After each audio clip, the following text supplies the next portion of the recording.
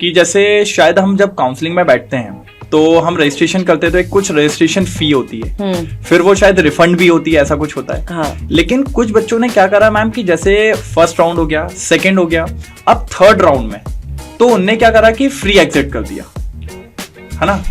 तो free exit कर दिया उनने, मतलब उनने कॉलेज नहीं लिया, तो उनकी वो फीस रिफंड नहीं आई, वो नहीं पता चला उनको।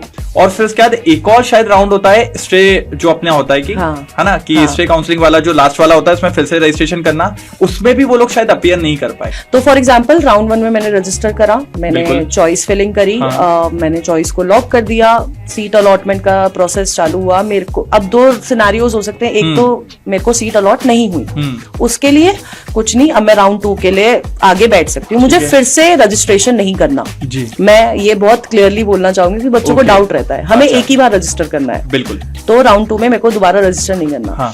अब अगर मैं राउंड 1 की बात कर रही हूँ, मेरे को सीट एलोकेट हो गई, अब उसमें मेरे पास 2 चॉइसेस वहां पर रहती हैं। एक, या तो मैं वो कॉलेज ज्वाइन ना करूं, ठीक है। अगर मैं कॉलेज ज्वाइन नहीं करती हूँ और मैं सीधे फिर राउंड 2 में जाने के लिए एलिजिबल हूँ, इसी को फ्री एग्जिट कहते हैं। इसको हम लोग फ्री एग्जिट कहते हैं। ठीक है, ठीक है। दूसरा टर्मिनोलॉजी है दैट इज अपग्रेडेशन। अपग्रेडेशन क्या है कि मेरे को जो सीट अलोकेट हुई है, मैं उस कॉलेज में जाऊंगी, फिजिकली रिपोर्ट करूंगी, मैं वहां पर ज्वाइन करूंगी, लेकिन मैं कॉलेज को बताऊंगी कि मैं विलिंगनेस रखती हूँ राउंड 2 में पार्टिसिपेट करने के लिए, क्योंकि मेरे को अपने से थोड़ा और बेटर कॉलेज चाहिए। ठीक है। तो उसको मैं कहूंगी अपग्रेडेशन। बेसिक डिफरेंस यही है कि एक में मैंने कॉलेज ज्वाइन नहीं किया है, मैं राउंड 2 में पहुंच गई हूँ, एक में किया है और मैंने अपग्रेड करा। ठीक है, ठीक।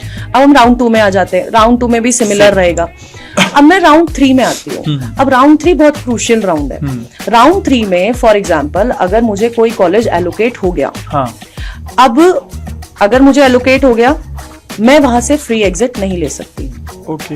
क्योंकि अगर मैं फॉर एग्जांपल मैं कॉलेज में को एलोकेट हो गया, मैंने उधर ज्वाइन नहीं किया, तो एमसीसी का जो ब्रोशर है बहुत क्लियरली बोलता है कि आपने जो स्टार्टिंग में 10,000 रुपए भरे होंगे, अगर वो यूआर ईडब्ल्यूएस कैटेगरी का स्टूडेंट होगा, या फिर ओबीसी एससी एसटी पीडब्ल्यूडी का होगा तो 5,000, और डीम्ड का होगा तो 2 लाख रुपए। और मैम शायद ये वो बच्चा वो डीम्ड वाला तो उसने वो जो मेरे को बताया ना, बहुत दर्द में बताया कि 2 लाख रुपए ऑलमोस्ट वैनिश हो गए। हाँ। तो वो बहुत दिक्कत हुआ बेचारे। एग्जैक्टली, क्योंकि सर राउंड 3 में अगर मैंने कॉलेज मिलते हुए मैंने ज्वाइन नहीं किया, तो उसके बाद मेरी सिक्योरिटी डिपॉजिट भी वापस नहीं मिलेगा, प्लस मैं आगे स्ट्रे वैकेंसी राउंड में एलिजिबल नहीं रहूंगी, मतलब मैं आगे के स्ट्रे वैकेंसी राउंड में पार्टिसिपेट नहीं कर सकती। मतलब अगर थर्ड में आपने फ्री एग्जिट ले लिया तो इस साल की काउंसलिंग गई।